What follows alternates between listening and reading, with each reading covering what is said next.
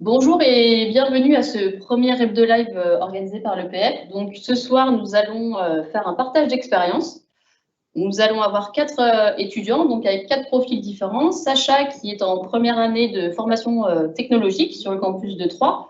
Julien, qui est en deuxième année de formation généraliste sur le campus de Troyes. Vénus, pardon, qui est en troisième année en formation franco-allemande, qui est également sur le campus de Sceaux. Et Loïc Marquet, qui est en quatrième année, et notamment en majeure structure et matériaux. Donc, on va donner la parole à Sacha, qui va présenter son parcours, et n'hésitez pas à poser toutes vos questions. Sacha. Bonjour à tous. Du coup, moi, je m'appelle Sacha Desnaux. Je suis en deuxième année de formation technologique à Montpellier. Donc, moi, j'ai fait un bac STI 2D avant d'intégrer l'EPF l'année dernière. Et du coup, je souhaitais intégrer une école d'ingénieur, sauf que je voulais intégrer une école d'ingénieur qui me permettait d'avoir une promo particulièrement pour les STI. Parce que nous avons du retard en maths, en physique, mais par contre, on a aussi un peu d'avance sur ce qui va être des métiers un peu plus technologiques, CATIA ou SolidWorks pour certains.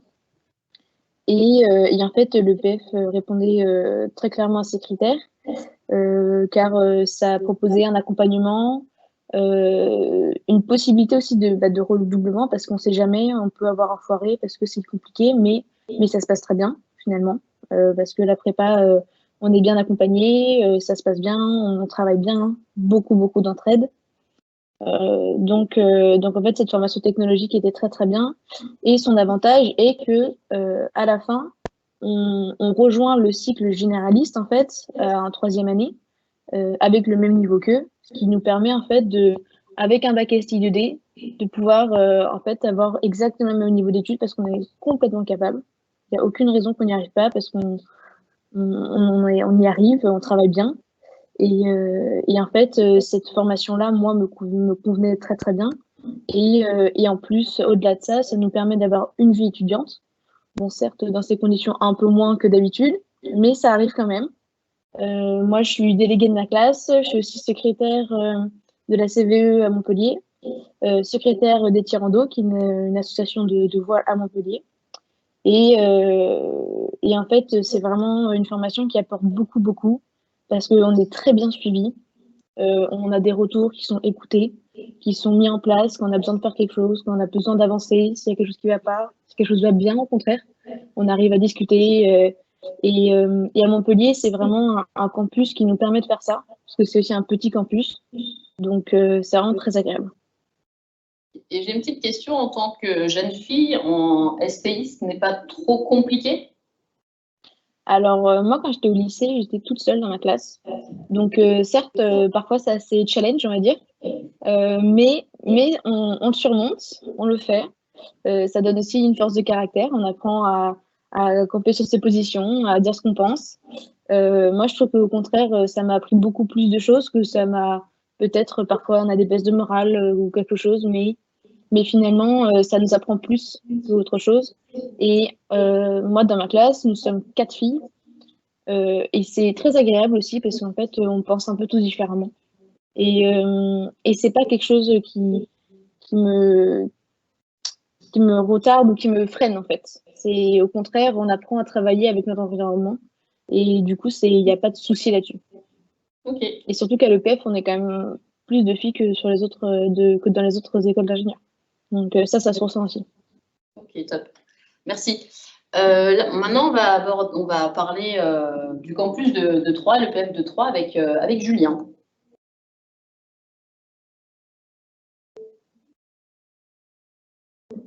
Bonsoir. Donc, je m'appelle Julien Guy, je suis étudiant en deuxième année sur le campus de Troyes, en formation généraliste. Et le campus de Troyes parce que, d'une part, j'ai regardé les prix d'immobilier d'abord, donc c'était assez attractif. Et puis aussi, j'ai remarqué que c'était un petit campus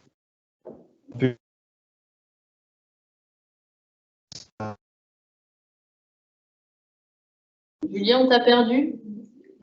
familial, un peu plus aussi. Voilà, j'ai visité aussi j'ai choisi l'EPF. Julien, ta connexion n'est pas très bonne. Tu peux peut-être te déconnecter. Je vais donner la parole à Vénus et revenir avec peut-être une meilleure connexion parce que là, tu es tout haché. Ah, est-ce que vous m'entendez mieux maintenant? Oui, là, c'est mieux. C'est mieux? Ouais, donc il faudrait que tu recommences parce qu'on n'a pas très bien entendu ce que tu veux dire. Oui, je parlais du campus de Troyes. C'est un petit campus qui est assez moderne. Je crois qu'il a été inauguré en 2010. C'est assez familial et convivial. Donc j'ai visité et ça m'a vraiment plu. Et ensuite, j'ai entendu parler de l'EPF, d'une part parce que j'ai fait de nombreux salons. Et ils ont su très bien m'expliquer de quoi s'agissait l'EPF. C'était une école, une bonne école, qui est d'une part bien classée de plus par l'usine Nouvelle, sur de nombreux critères, comme par exemple les... Pardon? Ah non, on n'a rien dit. Ok, j'ai cru. Notamment sur les perspectives d'avenir, mais aussi la formation, qui est une très bonne formation, je trouve. Donc voilà. Puis Et aussi, je voulais intégrer aussi une école post-bac, parce que je ne souhaitais pas faire une prépa. Ok. Et comment se passe la vie sur le campus de Troyes, puisque tu dis que c'est un petit campus? Ben, ça se passe très bien, puisqu'on n'est pas très loin du centre-ville en plus. Donc finalement, c'est une ville à taille humaine. C'est assez sympa, tout est proche finalement. Moi, j'habite sur le campus, dans la technopole en fait, où il y a l'UTT à côté aussi. Mais il y a aussi des magasins, il y a plein d'infrastructures qui permettent de vivre très bien en fait à Troyes. Ok. Merci. Donc là, maintenant, on va passer sur une formation qui est assez atypique avec Vénus, donc qui va nous présenter la formation franco-allemande. Tout à fait. Bonjour, donc moi je suis Vénus Castel, je suis en 3e année donc en formation franco-allemande. Donc c'est une formation qui est un peu spéciale parce que nous on est en production et automatisation. Est-ce que je dis vite fait ce que c'est? Oui, oui. C'est un peu compliqué, enfin moi quand j'étais au lycée je savais pas trop ce que ça voulait dire. Donc en fait c'est une formation qui permet de travailler dans plein de domaines différents, donc ça peut être l'automobile, ça peut être tous les domaines où il y a de la production. Et donc, on doit, enfin, c'est pour pouvoir ensuite, par exemple, proposer quelle machine on va devoir utiliser pour faire pour produire telle pièce. Voilà, ça, c'est un peu l'idée de la formation. C'est vraiment s'occuper de comment vont être produites les choses et avec les moyens de production, ça peut être humain ou machine. Enfin, voilà. Donc, c'est assez complet. Il y a beaucoup de débouchés, du coup, parce qu'il y a énormément de domaines qui sont concernés, du coup. Donc voilà, ça c'est pour dire vite fait ce que c'est production automatisation. Ensuite, la formation franco-allemande, donc c'est aussi en 5 ans en post-bac.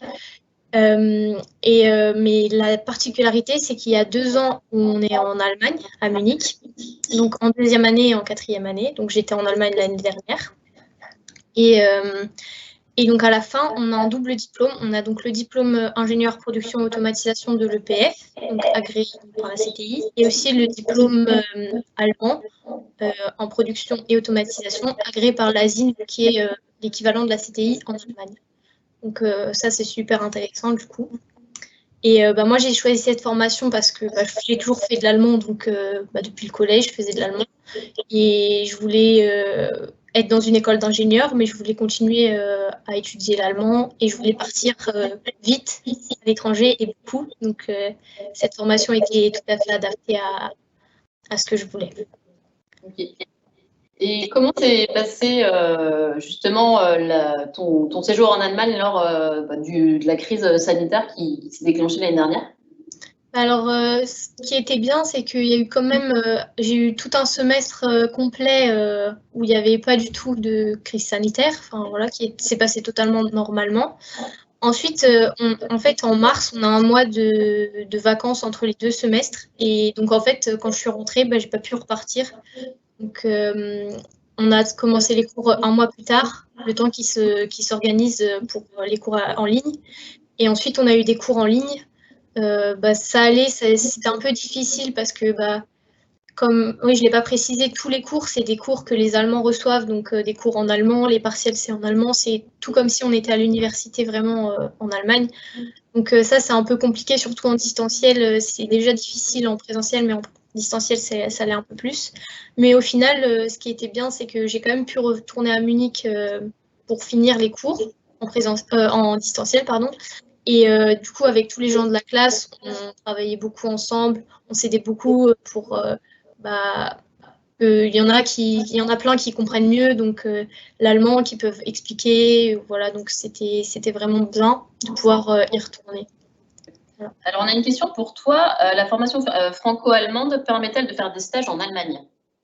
Oui, alors déjà, il y a 2 stages qui sont obligatoires en Allemagne. Donc en 2e année et en 4e année, c'est des stages qui sont demandés par l'université à Munich. Donc c'est-à-dire que c'est même pas l'EPF qui valide le stage à ce moment-là, c'est vraiment l'université là-bas qui va valider le sujet du stage, etc. Et ensuite, moi, j'ai pu faire mon stage de première année aussi en Allemagne. Bon, j'ai un petit peu dû discuter avec le directeur de la formation pour qu'il accepte, mais si on est un peu persévérant et qu'on a les bons arguments, ça se fait très bien. Et du coup, j'ai fait donc aussi mon stage de première année en Allemagne. Donc au final, tous mes stages, pour l'instant, je les ai faits en Allemagne. Ok. Après, tu as parlé de solidarité. Est-ce que ça a aussi un peu une particularité de la franco-allemande, c'est que vous êtes quand même une petite classe? Oui. Alors déjà, en première année, on est avec les franco-québécois. Donc on est une classe... disons d'une trentaine d'élèves, donc c'est bien parce qu'on est vraiment tout le temps ensemble, on n'a pas d'autres cours avec les généralistes, on a vraiment nos propres cours, voilà. Ensuite, en 2e année, là c'est l'université, donc on est avec des plus grosses promos, mais on reste quand même très soudés parce que comme on est français, on habite tous au même endroit, on va tous au cours au même endroit, donc on est tout le temps ensemble en fait, et du coup là, c'est vraiment là que la classe se soude énormément. Et là, on le voit, on a vraiment un groupe de classe. Il n'y a pas vraiment de petits groupes dans la classe. C'est vraiment le groupe de classe qui est toujours ensemble. Et ensuite, en 3e année, on a les Allemands qui viennent avec nous en France. Donc, ils ont pu venir aussi cette année. Et donc là, on est de nouveau, là, on est 27 cette année avec les Allemands. On est majorité de Français quand même. Ok, très bien. Merci. On va parler maintenant avec Loïc qui est en 4e année, qui lui est donc en majeur structure et matériaux, pardon. Donc Loïc, je te laisse présenter ton parcours. Ça marche. C'est ça, exactement. Donc je suis Loïc Marquet, je suis en 4e année actuellement à l'EPF, dans la majeure structure et matériaux. Donc moi, je vais commencer par pourquoi j'ai choisi l'EPF. Donc c'est dans mon année de terminale quand les choix étaient quand il fallait s'orienter sur un choix d'avenir après. Donc j'étais en bac S, option SI à ce moment-là. Étant donné que j'avais pas un dossier excellent, notamment dans les matières scientifiques, je me suis très vite tourné vers le concours à venir, notamment, qui permettait, avec un dossier un peu plus faible, mais en travaillant très bien le concours, d'accéder quand même à des écoles de très bon niveau. J'avais aussi écarté tout ce qui était préparation intégrée, ce genre de choses. Après le concours à venir, donc j'ai intégré l'EPF donc en première année. Donc à partir de là, ça se déroule assez bien, que ce soit les 2 premières années, même si effectivement il y a quand même un rythme de travail à suivre lors de la préparation intégrée, ça se passe quand même très très bien.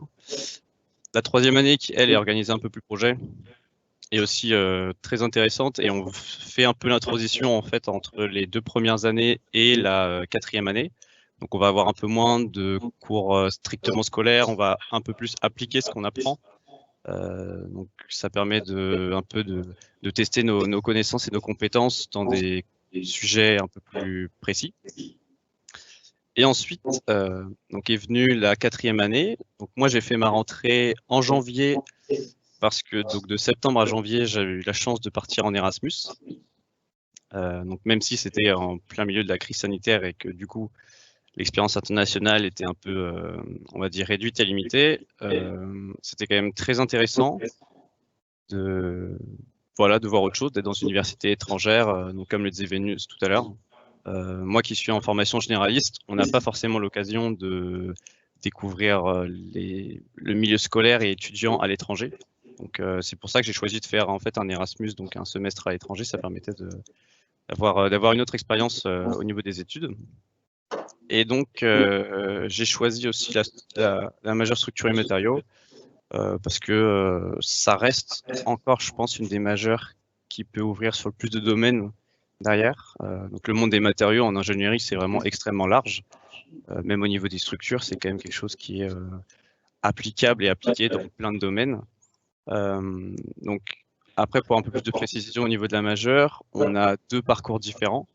Donc le parcours que moi je suis en train de suivre, qui est le parcours transport, donc un peu plus axé sur le monde de l'automobile, un petit peu le ferroviaire et le maritime. Et ensuite, il y a un 2e parcours qui est le parcours génie civil, donc là qui va être plus orienté sur tout ce qui est grande construction, les grands projets de construction, etc. Ok. J'avais une question que j'ai oubliée, mais ce n'est pas grave. Comment s'est fait la sélection ou ta demande pour partir en Erasmus? Alors ça s'est fait donc au courant de ma 3e année, c'était au tout début de l'année. Donc en fait, les demandes se font à peu près c'est 6 mois à l'avance, 6-7 mois à l'avance. Donc en fait, les demandes pour partir en septembre se faisaient à peu près en janvier. Donc pour ça, en fait, c'est au courant de la 3e année, enfin au tout début de 3e année, on va avoir des présentations sur les possibilités qu'il va y avoir sur le premier semestre de 4e année, donc en fait sur l'année d'après. Donc les possibilités sont soit de faire un Erasmus, ou un semestre en université étrangère comme j'ai fait, soit de faire un stage dans l'entreprise. Au niveau des semestres, il y a une plateforme qui est mise à disposition par l'école qui va recenser tous les partenaires étrangers, donc toutes les universités qui se trouvent à l'international, en fonction de la majeure qu'on a choisi de suivre en 4e année. Donc la majeure qu'on choisit a un impact sur les différentes universités internationales qui sont disponibles. Ensuite, on remplit son dossier. Tout le monde en fait va envoyer son dossier à l'EPF et ensuite il y a un jury à l'EPF qui va en fait orienter tous les élèves en fonction de leurs vœux, parce qu'il faut savoir qu'il faut faire 3 vœux, donc un peu comme ce qu'on peut retrouver sur Parcoursup ou ce genre de choses. On va avoir des vœux, donc les jurys vont étudier ces vœux et vont essayer de répartir un maximum de personnes à l'étranger. Donc voilà, ça c'était à peu près courant décembre. En fait, fin décembre, on avait nos résultats et ensuite l'inscription par la plateforme Erasmus se faisait un peu plus tard, donc vers février, mars, avril, je ne sais plus exactement. Donc voilà, et à partir de là, donc le partenaire, l'université étrangère, acceptait notre dossier et derrière on faisait nos inscriptions, etc. Avec l'université directement. Ok. Alors, il y a une question pour Sacha. Oui. Du coup, comment se passe, c'est quoi une journée type pour les étudiants qui sont en formation technologique? Alors, une journée type, ça dépend un peu de nos semaines, des semaines plus ou moins chargées. Mais si on prend une semaine un peu chargée pour devenir un peu le cas le plus dur, on peut faire du 8h-17h en fait, ce que c'est des créneaux de 1h30 à chaque fois. Donc un cours c'est 1h30. Surtout que avec la pandémie, ça nous arrive parfois de faire des journées, du coup surtout on va dire en virtuel. Alors dans ce cas, il y a des profs qui ont mis des très bonnes pédagogies en place, donc avec beaucoup de contrôle continu sur les semaines. Donc en fait, ça nous permet de travailler beaucoup. Beaucoup de TD sont mis en place. pour qu'on puisse du coup travailler, faire pas mal d'exercices. On va devoir travailler pas mal en amont pour pouvoir réussir à travailler justement avec le prof pendant qu'on l'a directement en fait. Et par contre, en étant FT, on a une possibilité aussi de parfois quand même aller sur le campus. Donc ça nous permet aussi parfois par exemple d'avoir le matin en virtuel, donc on va avoir 2-3 cours en fonction de nos journées, et l'après-midi 2-3 cours peut-être sur le campus où on va aller travailler en télé, bien sûr en respectant tout ce qui va être les espaces, les masques, le gel, nanana. Mais par contre, du coup, on peut quand même avoir cette chance d'aller sur le campus. Mais les journées sont parfois peuvent être fastidieuses, un peu fatigantes, mais ça se fait très bien. Mais on est d'accord que la formation technologique, c'est quand même du renforcement en connaissances scientifiques, donc maths, physique. Oui, beaucoup. On a beaucoup d'heures de maths. Le module sciences de l'ingénieur est aussi un peu costaud, avec de la chimie, la thermodynamique, mécanique des fluides. C'est beaucoup de choses qu'on doit apprendre. Mais de façon générale, il y a beaucoup, les profs mettent en place des TD avec beaucoup d'exercices en fait, qui nous permettent en fait, d'assimiler ces notions de façon d'une bonne manière, en fait, on va dire surtout, et qui nous permettent aussi de l'appliquer à des choses de la vie réelle. Du coup, en fait, nous, ça nous permet aussi de comprendre en fait comment fonctionne notre cuisine, pourquoi est-ce que la bouilloire elle fonctionne comme ceci, pourquoi est-ce que notre grille-pain il fait ça. Du coup, c'est aussi assez intéressant. Ok. Julien, petite question. Comment tu as su que l'EPF était une école faite pour toi?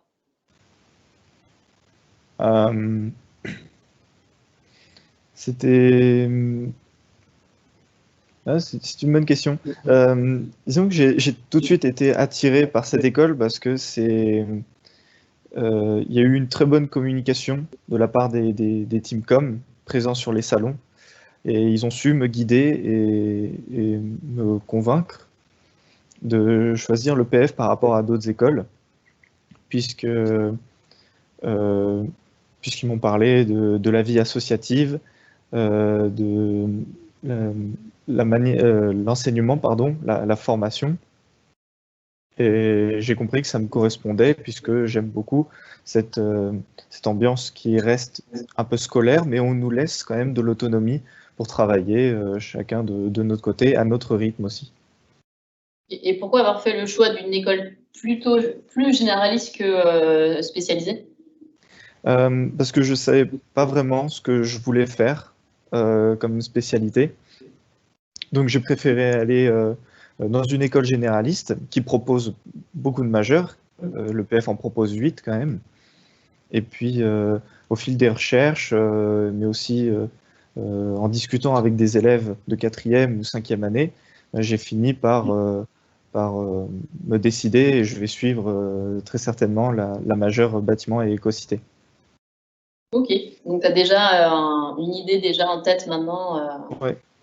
Et aussi, j'ai vu que l'EPF avait signé un accord récemment avec l'Université de Liège qui accueille la faculté d'architecture. Tout à fait. Et donc, on a la possibilité de faire un double diplôme. Et ça, par exemple, ça m'intéresse beaucoup de le faire. Donc, je pense éventuellement suivre cette voie-là. Okay. Oui, en effet, pour les personnes qui nous regardent, il y a maintenant la possibilité d'avoir un double diplôme ingénieur architecte. Mais donc, du coup, ça ne sera pas un diplôme qui se fera en 5 ans, mais c'est un diplôme qui se fera en 7 ans. Donc, c'est vrai que c'est un peu plus d'études, mais c'est quand même un aboutissement à la fin d'avoir cette reconnaissance dans le métier de l'urbanisme et de l'architecture. On a une question, alors je ne sais pas si Julien ou Sacha êtes les plus à même de répondre, mais concernant Parcoursup, pardon, vous savez, vous aviez normalement une partie un peu motivation à rédiger. Qu'est-ce que vous aviez mis sur cette partie-là? Alors, Sacha, tu veux répondre? pour ma part, ouais. Moi, pour ma part, en tout cas, sur cette partie, ce que j'ai mis, c'était vraiment... moi, je voulais absolument faire une école d'ingénieur généraliste parce que je ne savais pas exactement ce que je voulais faire, mais je savais que ce qui m'intéressait, c'était les sciences, comprendre ce qui m'entourait, faire des choses comme ça. Donc, et c'est ce que j'ai essayé de retranscrire en fait, de ma lettre de motivation. C'est j'aimerais participer à ça, comprendre, faire des avancées, continuer dans ce chemin en fait de comprendre ce qui nous entoure. Et c'est ce que j'avais essayé de montrer, en fait, dans ma lettre de motivation, de montrer que j'étais motivée, déterminée et prête à fournir le travail, en fait, dans ce que je voulais faire. Mais après, comme Julien l'a dit, je sais toujours pas non plus quel major je veux faire, mais c'est pas le plus important dans le sens où moi, je suis très contente d'être là, en tout cas pour le moment, et la majeure, on peut la choisir un peu plus tard, quoi. Ok, merci. Petite question pour Vénus, en termes de niveau d'allemand. En termes de niveau d'allemand, moi j'ai fait la classe européenne au collège et au lycée, mais il y en a dans ma classe qui ne l'ont pas fait. En fait, c'est assez. On a tous des niveaux assez différents dans la classe au départ, en première année, parce qu'il y en a qui ont fait un double bac allemand, il y en a qui ont fait la classe euro, il y en a qui n'ont pas fait de classe euro. Il y avait même un qui n'avait pas trop fait d'allemand, mais bon, il est parti, mais voilà. Et sinon, en vérité, moi, je croyais que j'étais bonne en allemand jusqu'à ce que j'arrive en Allemagne, quoi. Donc, c'est vraiment cette année-là qu'on fait tous les progrès, qu'on apprend vraiment à parler et qu'on commence à vraiment comprendre la langue. Mais c'est pas, je pense pas que ce soit trop un frein. Enfin, il y a beaucoup de personnes, même en salon, qui disent oui, mais moi, je suis nulle en allemand. Mais enfin, et si on est motivé, il n'y a pas de raison que ça bloque à ce niveau-là parce que c'est pas. Il y a ça qui détermine le fait de passer en deuxième année et donc de partir en Allemagne. Mais si on montre notre motivation, que la prof d'allemand, elle voit qu'on a envie de progresser, etc., il n'y aura pas de frein à ce niveau-là. Voilà. Après, si on ne fait pas du tout d'allemand, on n'apprend pas l'allemand dans la formation, mais si on a des petites bases, ça peut le faire. Des étudiants à LV2 allemands ont la possibilité d'intégrer cette formation. Pardon ? J'ai pas entendu. Des étudiants qui font LV2 allemand ont la possibilité d'intégrer cette formation. Alors, on a une question pour toi, Vénus. Est-ce que tu peux parler de ton expérience de stage en Allemagne ? Comment ça s'est passé ? Comment tu l'as trouvé, etc. Alors, comment je l'ai trouvé ? J'ai regardé les stages qui avaient été faits par les personnes de ma formation. Je me suis renseignée du coup comme ça et j'ai envoyé ma lettre et ma demande de stage. Et en fait, il faut savoir aussi qu'en première année, on est un peu aidé pour la recherche de stage en Allemagne, même si ce n'est pas l'EPF qui s'en charge.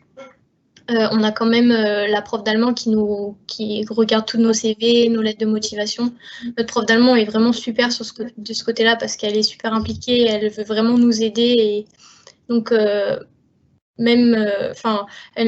regardait, même l'été, elle nous a dit, vous pouvez nous envoyer ceux qui n'ont pas encore trouvé de stage, parce que le stage se fait en septembre.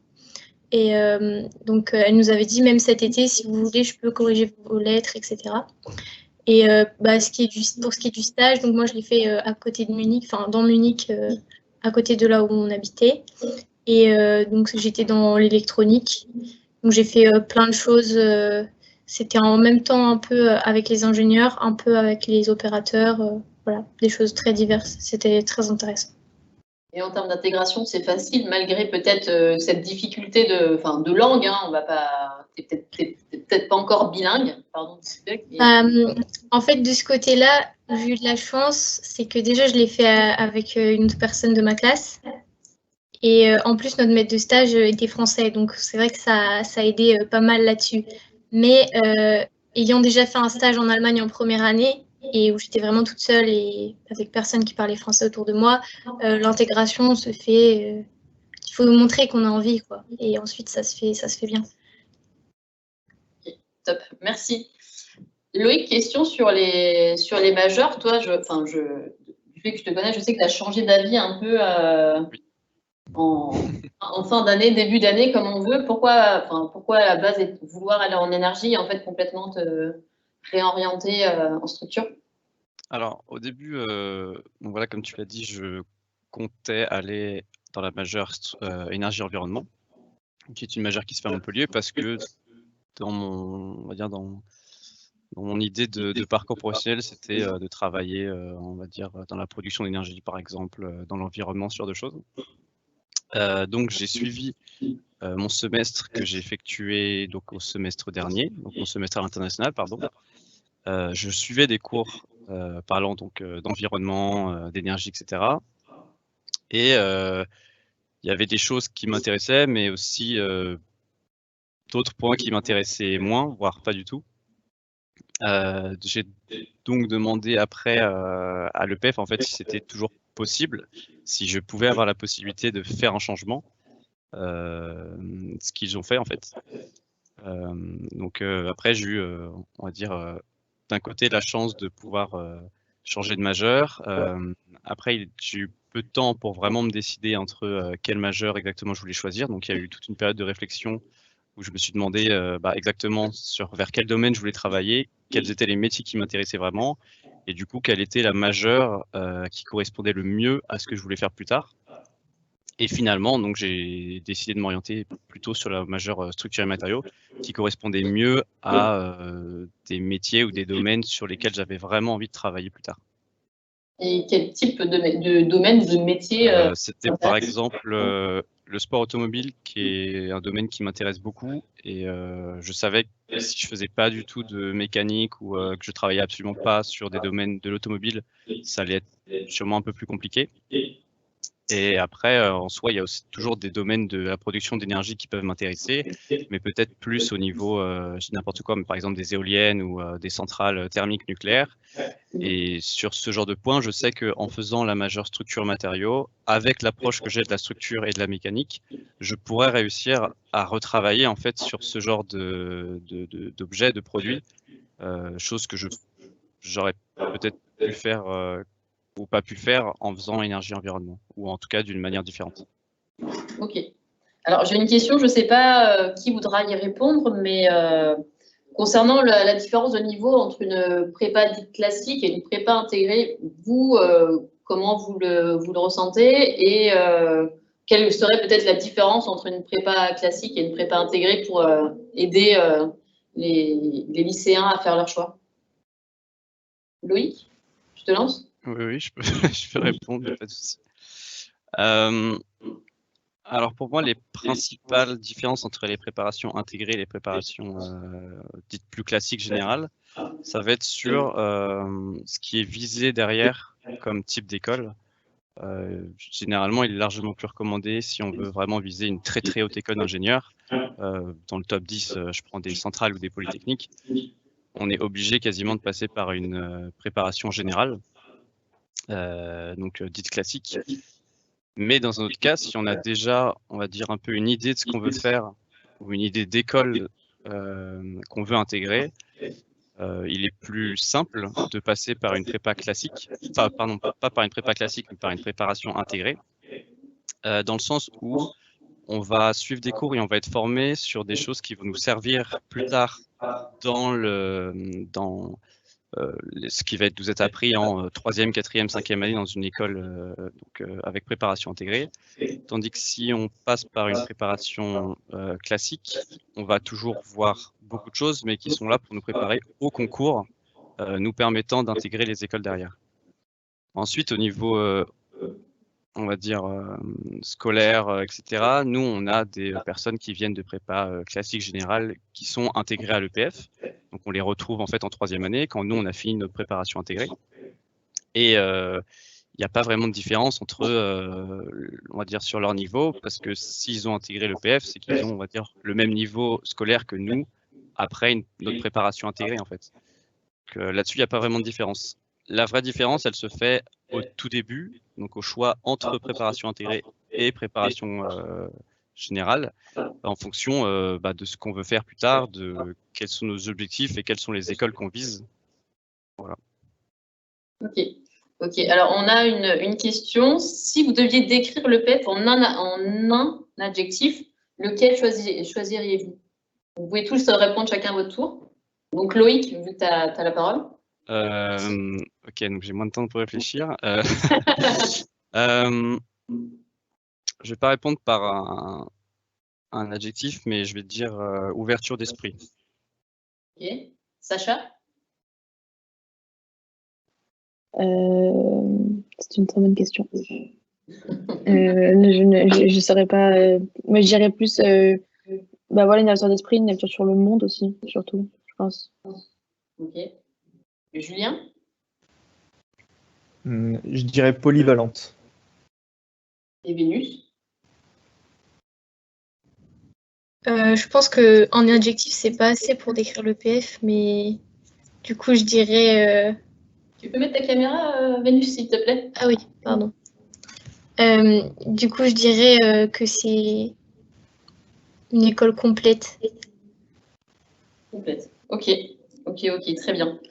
Et on a une question concernant, peut-être que Loïc, tu es le plus à même à répondre, concernant, on a une majeure santé et on nous parle de biologie. Alors, attends, en intégrant le PF, on peut s'orienter vers une filière plutôt santé ou biologie. Donc on est d'accord, c'est plutôt santé, pas bio. Oui. Alors, bio, il y en aura un minimum parce que ça va être des études donc, de la santé et on va aussi avoir de la biomécanique, de l'informatique sur la santé. Donc, je pense que à partir du moment où on fait de la biomécanique, il y a quand même une partie, c'est n'importe quoi, mais anatomique, biologique, du coup, du corps humain qu'il faut connaître et étudier et qui sont étudiés en fait. Donc, si je pense qu'il y a, on va dire, c'est la majeure la plus proche de la biologie ou celle qui contient le plus de biologie à l'EPF. Mais effectivement, c'est pas non plus une majeure exclusivement centrée sur la biologie. Il y en aura, mais c'est pas la majorité des cours. Non, tout à fait. Sur la majeure ingénierie santé, c'est vrai qu'il va la 4e année va vraiment être orientée sur tout ce qui va être découverte du monde de la santé, hein, tout ce qui va être les parties prenantes, hein, tout ce qui peut être hôpitaux, tout ce qui peut être entreprise, mais également bien sûr découverte du corps. Donc c'est de la biologie, mais c'est vrai qu'après vous allez avoir la partie plutôt système d'information numérique ou partie plutôt biomécanique. Et là, dans ce cas-là, c'est vraiment, il y aura plus aussi de la physique, de l'informatique, voilà, ça sera assez vaste. Mais c'est vraiment une toute petite part de biologie. Alors, une question, donc vous allez pouvoir tous un peu en parler, c'est quelle est l'ambiance dans chacun des campus? Donc, Sacha, je te laisse parler de Montpellier. Même si je sais que cette année, c'est un peu compliqué, parce que voilà, l'ambiance n'est pas la même que s'il y avait tous les étudiants sur un même campus, mais avoir une petite idée. Bien sûr, bien sûr. Mais alors pour moi, Montpellier, c'est le meilleur campus, hein. Franchement, c'est le campus à côté du centre-ville. Une super ambiance, tout le monde se connaît, tout le monde sait où aller si on a besoin d'aller décompresser. C'est franchement un campus qui est hyper agréable. Bien sûr, c'est dans le sud, donc il fait chaud, hein. Nous, on s'en rend plus là maintenant, alors que on est en février, donc bon, c'est très sympa. Le campus de Montpellier, si vous pouvez y aller, faut pas hésiter, hein. Merci pour cette vente du campus de Montpellier. Julien, tu vas nous présenter 3. 3, finalement, c'est assez similaire que celui de Montpellier. Il y a une très bonne ambiance. Et puis surtout, il y a un très bon rapport avec les professeurs. Il n'y a plus vraiment ce rapport d'étudiant-professeur, mais plutôt adulte et jeune adulte. Donc c'est très relax pendant les cours.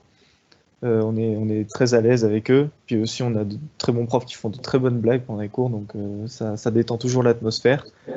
Évidemment, il faut bosser, mais on arrive toujours à se détendre entre copains, parce que pareil, tout le monde se connaît. Et on peut même blaguer avec les profs, il n'y a pas de souci. C'est très sympa.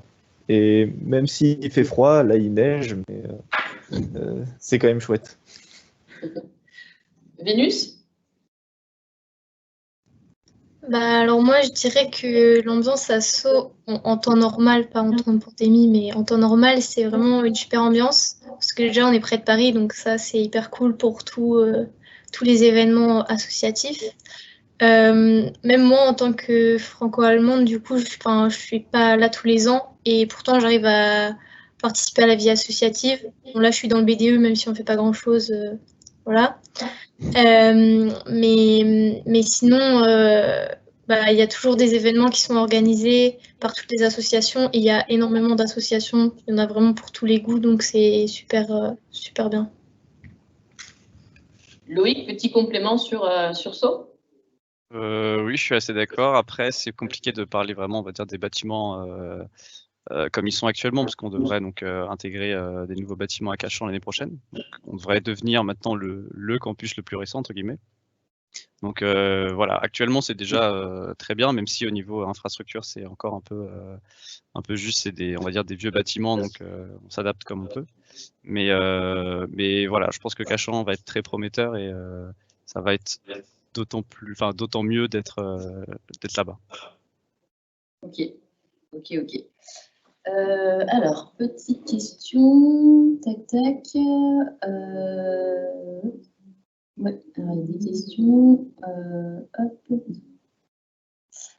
Concernant la situation du Covid, est-ce que vous pourriez expliquer ce qui a pu être mis en place à l'EPF pour justement pallier ces cours à distance? Je ne sais pas qui veut se lancer.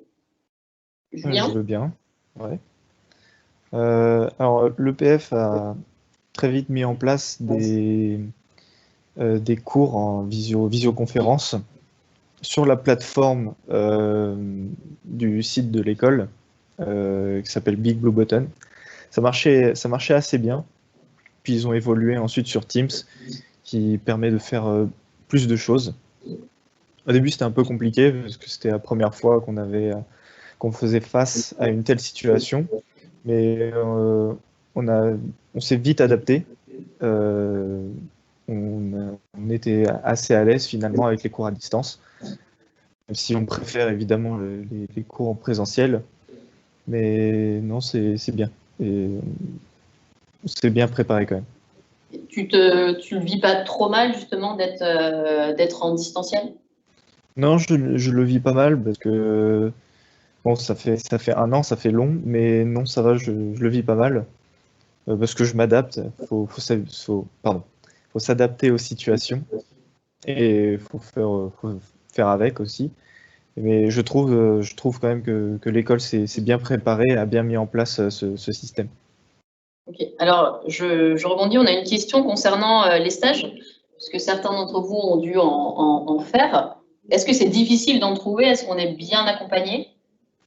Peut-être Loïc en premier, parce que c'est peut-être toi qui as fait le plus de stages à l'heure actuelle, tu es en 4A. Oui, après, vu que j'ai pas fait de stage sur mon dernier semestre, on va dire j'ai pas fait de grands stages. Les seuls stages que j'ai fait, donc c'était les stages ouvriers en première année.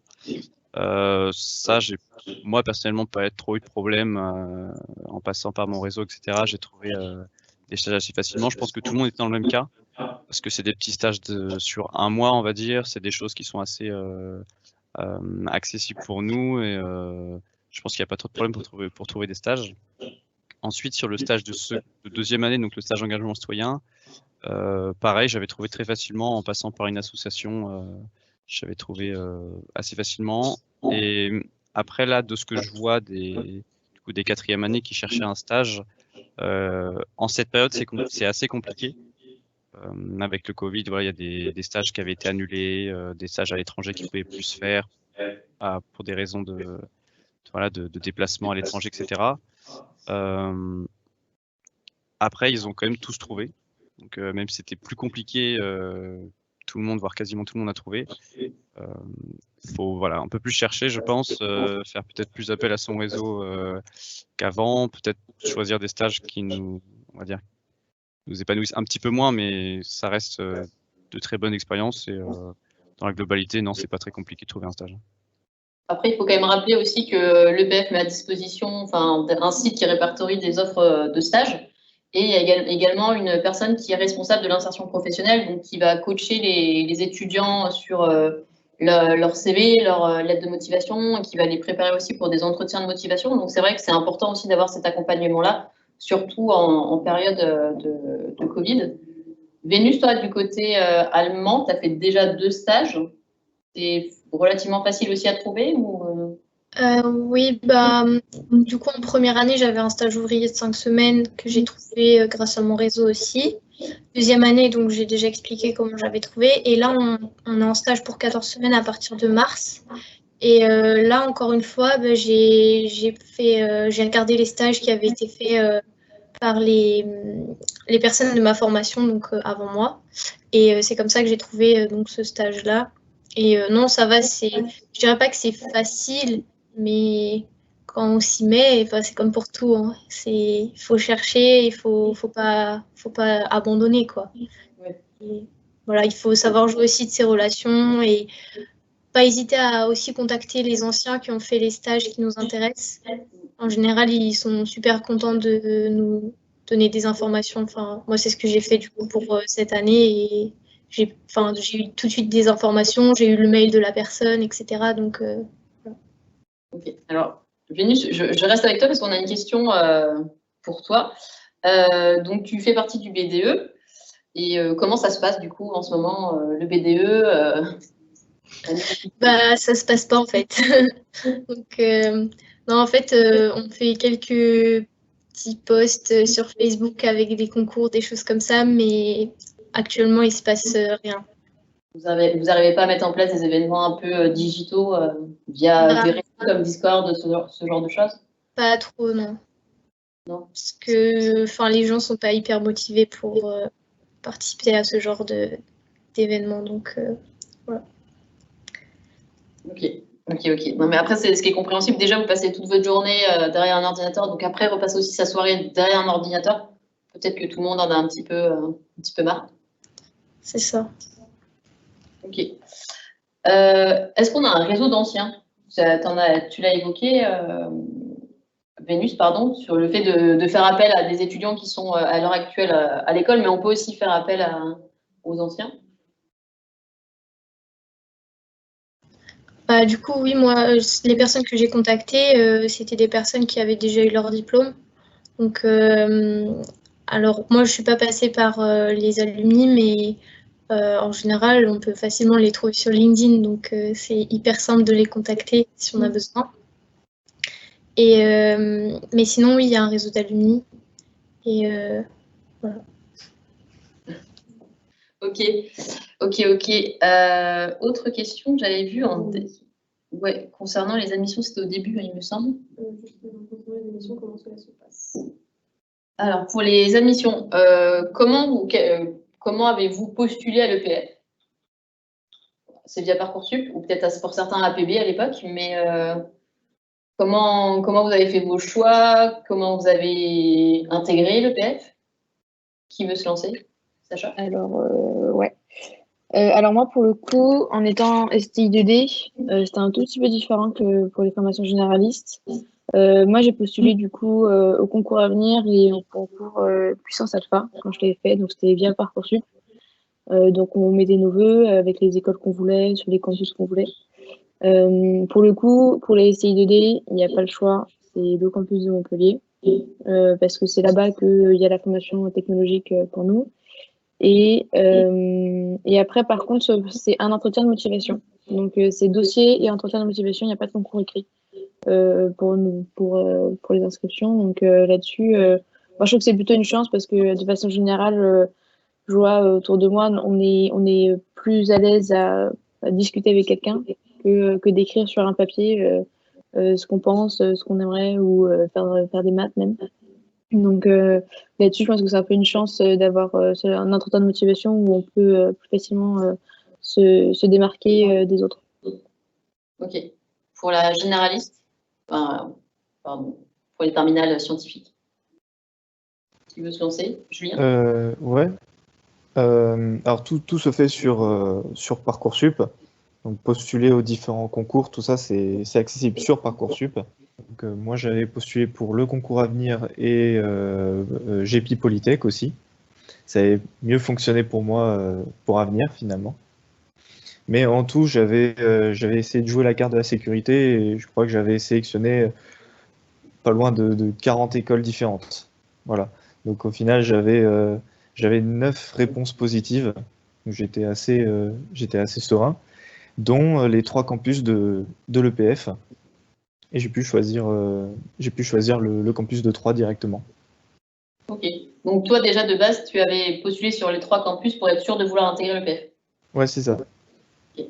Alors on a une petite question concernant les contrôles. Est-ce que vous avez des contrôles toutes les semaines, un peu comme peut-être au lycée, vous avez les devoirs sur table qui sont tous les samedis, parfois comme en prépa?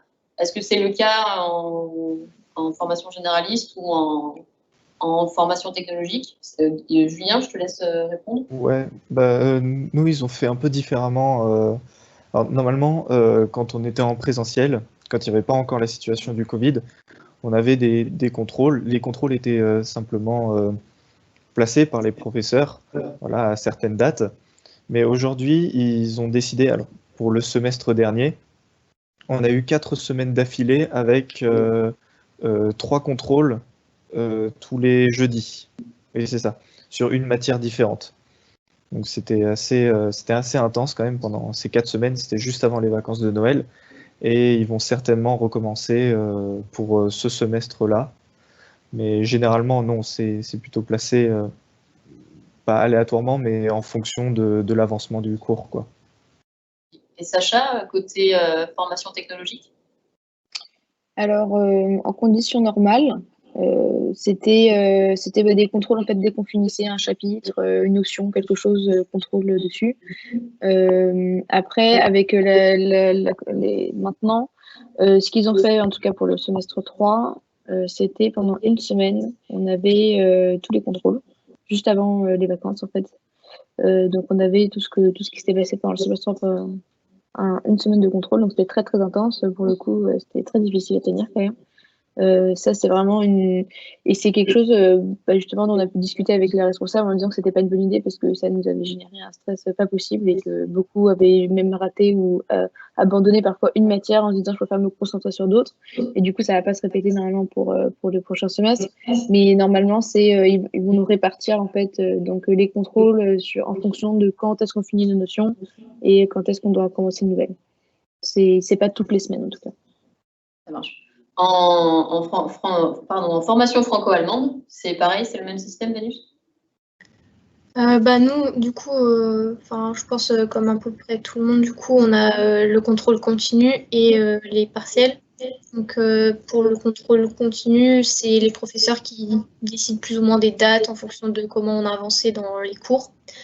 Les partiels, c'est par semestre, du coup, à la fin de chaque semestre. En troisième année, c'est un peu plus, tout en même temps parce que comme on part en stage en mars jusqu'à la fin de l'année, forcément l'année est vachement réduite. Mais sinon, les 2 premières années, c'est juste contrôle, un peu comme au lycée finalement, où c'est en fonction de comment on avance dans le cours. Mais il y a les partiels aussi à la fin du semestre. Ok. Alors Loïc, on va avoir une question pour toi. Je ne sais pas si tu vas être en mesure d'expliquer la différence entre la majeure structure et matériaux, majeure architecture durable et la majeure énergie-environnement. Alors, je peux expliquer pour sûr la différence entre la majeure énergie-environnement et structure et matériaux. En énergie-environnement, on va, comme son nom l'indique, beaucoup plus s'intéresser sur la production donc d'énergie. Par tous les moyens que cela inclut. Et du point de vue environnemental, ça va être par exemple la loi, tout ce qui est loi écologique, tous les process écologiques qu'on peut retrouver dans l'industrie ou peu importe où. Structure et matériaux, donc on va être sur quelque chose de beaucoup plus technique. Enfin, technique, je dis beaucoup plus mécanique surtout.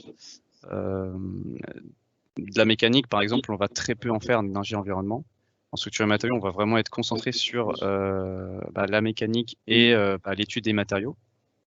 De manière à savoir les catégoriser, à connaître tous les types de matériaux, quelles sont leurs propriétés et pourquoi ils sont utiles et pourquoi on les utilise.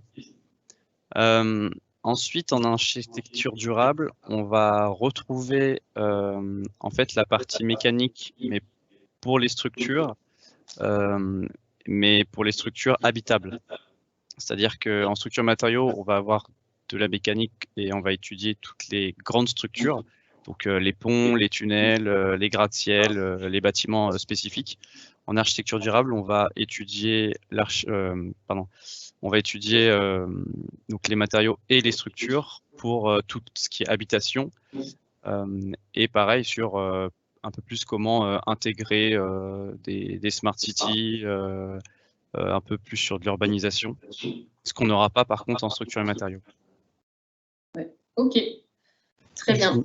Je voulais rajouter quelque chose aussi. Bien sûr, Julien. En architecture durable, il y a, donc c'est sur le campus de Troyes, et il y a un laboratoire qui simule les échanges thermiques entre les bâtiments et aussi entre les différentes pièces. Donc on travaille essentiellement sur l'isolation des bâtiments. Et justement, on fait beaucoup de recherches sur les différents matériaux qui sont les plus isolants possibles.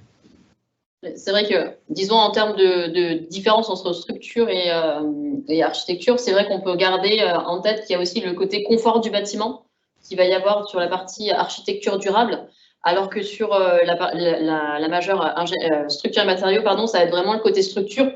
Exemple bête, c'est pourquoi on a construit la tour Eiffel en acier et pas dans une autre matière, enfin, dans une autre, voilà. Ça va être vraiment ce côté-là, vraiment analyse de la structure, la résistance, savoir pourquoi on va construire un pont avec telle structure, on va calculer, alors que le côté architecture durable, c'est vraiment le côté urbanisme, côté aussi dessin, d'aller voilà, imaginer les villes du futur, comme l'a dit Loïc, avec le terme en anglais smart cities, mais voilà, un peu les bâtiments du futur et les villes du futur.